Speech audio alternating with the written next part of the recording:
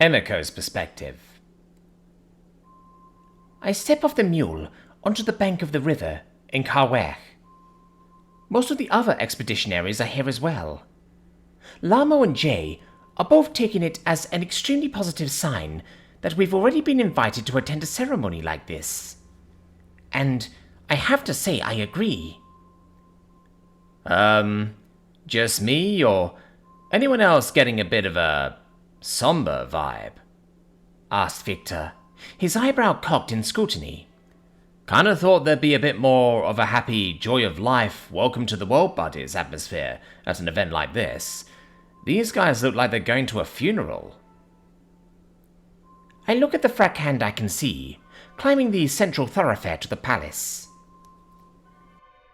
Victor is right that the mood is not quite what I had envisaged.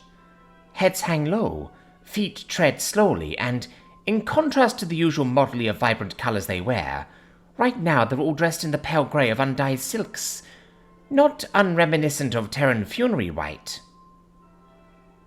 Jay interjects to say, "We can't know exactly what cultural connotations they attach to birth, certainly not without witnessing this ceremony. For now, let's just try not to make obnoxious tourists of ourselves. Maybe we'll understand later. Like, maybe the party starts as soon as the Brew Queen gives birth, and this dourness is a purposeful juxtaposition to it." "Maybe," answers Victor, clearly unconvinced. Jay's right, I state, with more confidence than I feel. When you enter a town, you'll follow the town. Everyone walks slowly enough to not overtake anyone, and nobody laugh or joke unless and until you see them doing so. With that, the crowd of us begin making our way up the hill in a slow, solemn march. Cocoan's perspective.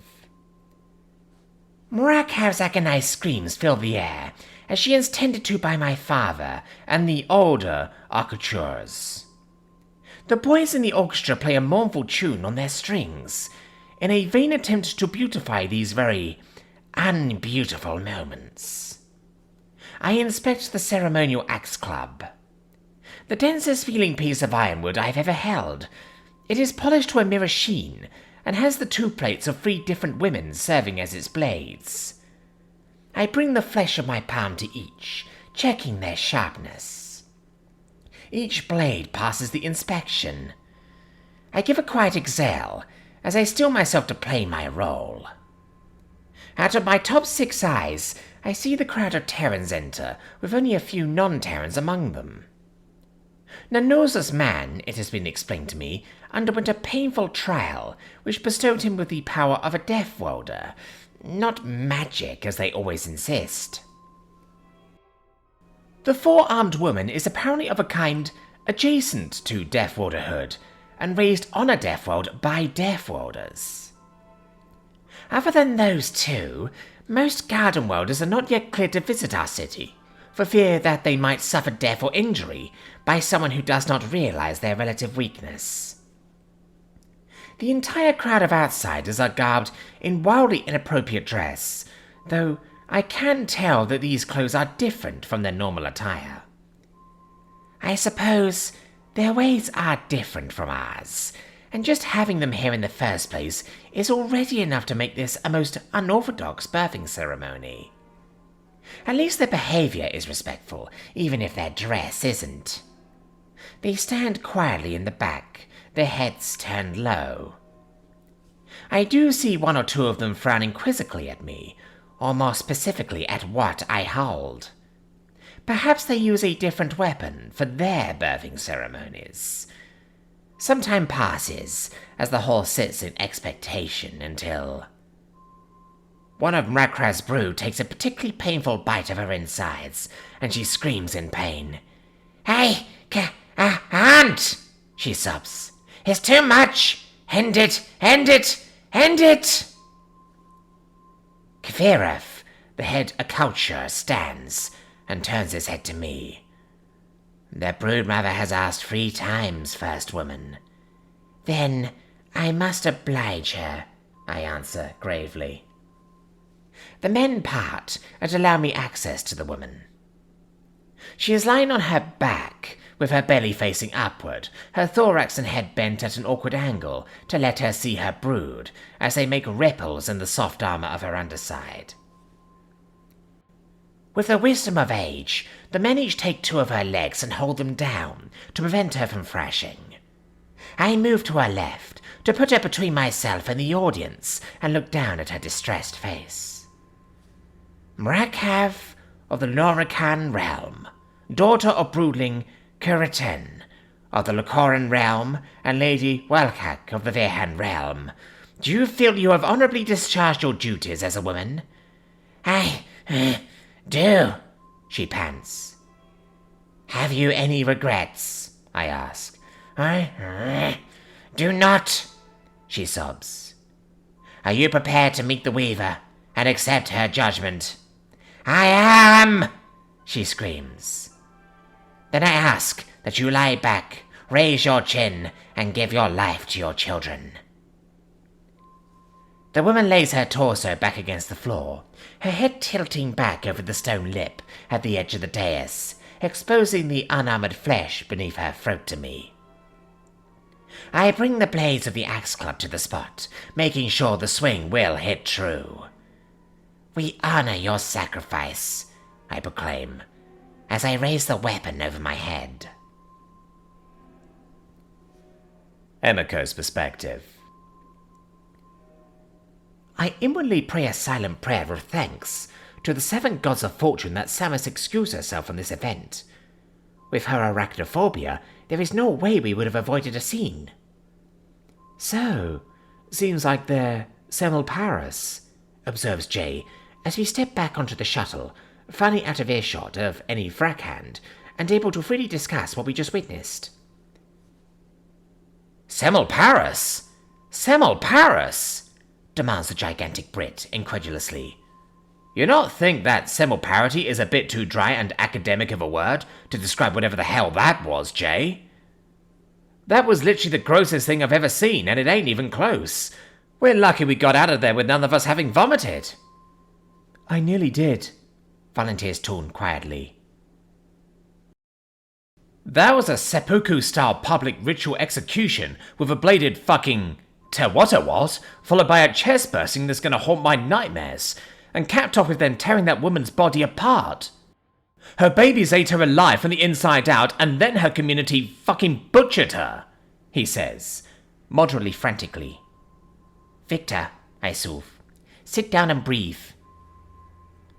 The man shuts his eyes for a moment, and takes a deep breath, then sits. Taking charge, I speak. Yes, I'm sure what we just witnessed was extremely disturbing for all of us. Many questions that we didn't know to ask have just been quite graphically answered. Yes, it was unnerving, given that we were not expecting it, and probably would have only been mildly less so if we had known what we were going to witness. However, no matter how distasteful we may find Vrakhandic birthing, we must continue to treat them with respect. It doesn't seem as if their Semelparity is something they can help, nor is that something we should expect of them. Our own history is full with examples of human sacrifice. It's not as if we can stand in judgment. To me, that seemed much less like an execution, and much more like euthanasia. An act performed to spare the mother needless suffering. An act of humane compassion. I implore all of you not to think any less of the Vrakhand for what we saw tonight. Here, Lamo steps forward and smiles. Well said, Emiko. Then turns to stand by my side, facing everyone else. From what we just witnessed, I think it's quite likely that the communities formed by the pre-sentient ancestors of the Vrakhand, raising the infants of their deceased female kin, were very likely the first steps they took towards sentience, though I would like to discuss that possibility with Doctors Lamarck and Schinks later on. Whatever the case, it is very clear that the rituals around birth are utterly central to the Vrakhandic social identity. Some of you might be thinking that, with modern surgical and regenerative techniques, it should be possible for female Vrakhand to forego their Semelparity and live into motherhood. This is a matter that has to be handled extremely delicately, since with the reverence they seem to have for the current arrangement, offering them an alternative may seem as an insult. Additionally, We need to spare some thought to what the unintended consequences of upending the foundations of their entire culture like that might be. We don't want to be the well-meaning missionaries cheerfully handing out Sheffield steel axes to the year you're on, blind to the cultural collapse our actions are inducing. With that in mind, she turns to me. Emiko, I would propose that we make the subject of rack-handed birth temporarily off limits to discuss with either Vrackhand or Twig. Do you agree? I frown and nod as the shuttle touches down outside the embassy habitat in Gob Hollow and answer. Wholeheartedly, Lamo. We need to give some serious thought to how and whether to broach the subject with them before we do. So, yes. I turn my attention back to the group at large and say, until further notice, nobody is to bring up Vrack-handed birth in any capacity at all. If any Vrackhand bring up birth, procreation or any related topic with you, try to change the subject and direct them to ask Lama or myself if they won't be deterred. Dismissed. The thoroughly depressed-looking crowd began filing off the shuttle and heading inside. Lamo, her husband, and I are the last ones on the craft when I realize something. Oh, merciful Buddha, I cringe. What is it? Chuckles Lamo, frowning back at me. The other day, I just remembered, the General was feeling some melancholy about her people's first contact. I realize I said something stupid, I answer. What did you say? Inquires Ambassador Ong. I explained it with a Japanese idiom.